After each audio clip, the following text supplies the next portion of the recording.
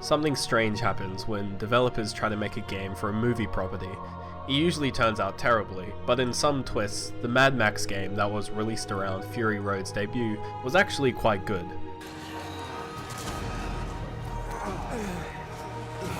Yes, the fox who thought he'd plunder from Scabra Scrotus. Mad Max incorporates gritty, fun combat, though fairly derivative of the Arkham games, with engaging car encounters and some light fuel and water mechanics. It also contains a clip of Brisbane in its opening cinematic, which is pretty cool. All in all, it's a great experience that, unfortunately, suffers from its identity. A warboy horde approaches! Stay here. Something I gotta do.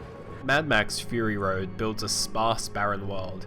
It takes hours to travel between settlements, and there's a whole lot of nothing.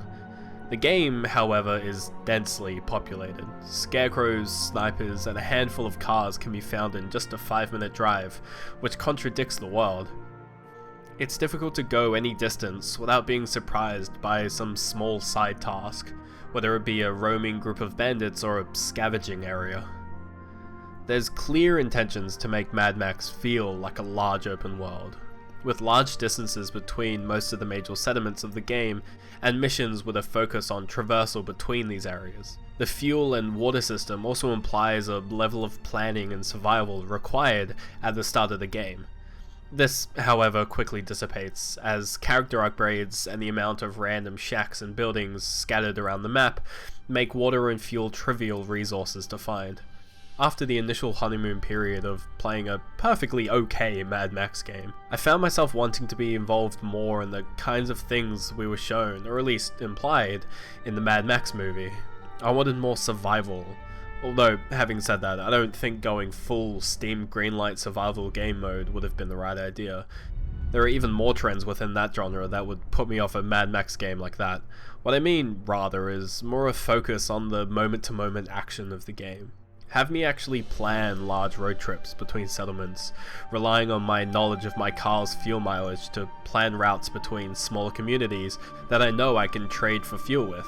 Have more interactions between bordering groups of people rather than a straight black and white us versus them situation, where shifting alliances affect how efficiently I can complete my missions.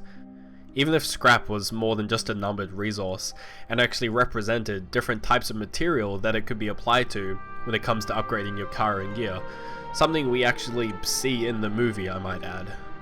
Games tend to have a lot of noise.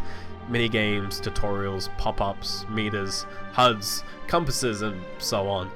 It would have been fascinating to see a development team make a large AAA game like Mad Max with lots of silence. Atmosphere drives through the dead world, coupled with sudden bursts of the bloody, violent combat that characterizes the game.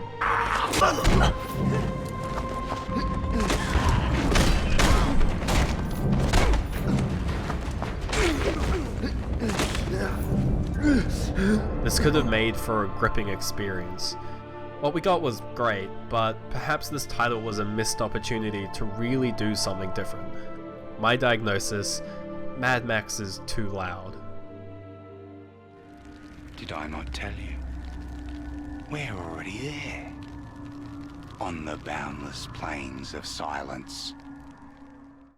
Hey guys, thanks for watching this episode of the Potato Clinic. My name is David, I'm the producer and writer here at DCM Works. The beautiful voice you heard before was Ben, otherwise known as Literal Citrus. If you want to catch more of our content, you can down below in the comments, or you can hit that Patreon button that's somewhere near my face here. I never know which side it's going to be on. So you can hit that Patreon button if you want to go help support us out. Otherwise, the links to all of our other shows, podcasts, all that good stuff is in the show notes or on our channel. And I want to know what you guys think of Mad Max. This game is kind of an interesting one. It kind of got some average reviews. Didn't really get a mixed reception. It just kind of got an average one.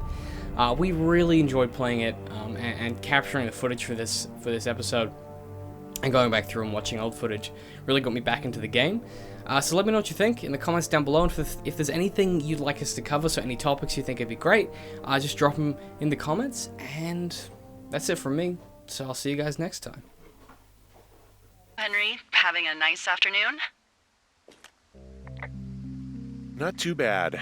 I could get used to it out here. With the advent of Dear Esther, the Stanley Parable, and with the accessibility of different development tools, we've seen all kinds of first-person narrative games emerge with varying degrees of success. The accomplishment of this story-driven genre often lands on how well the writing integrates with the mechanics, and if this is how we measure the merit of a given project, then Firewatch is an unequivocal triumph.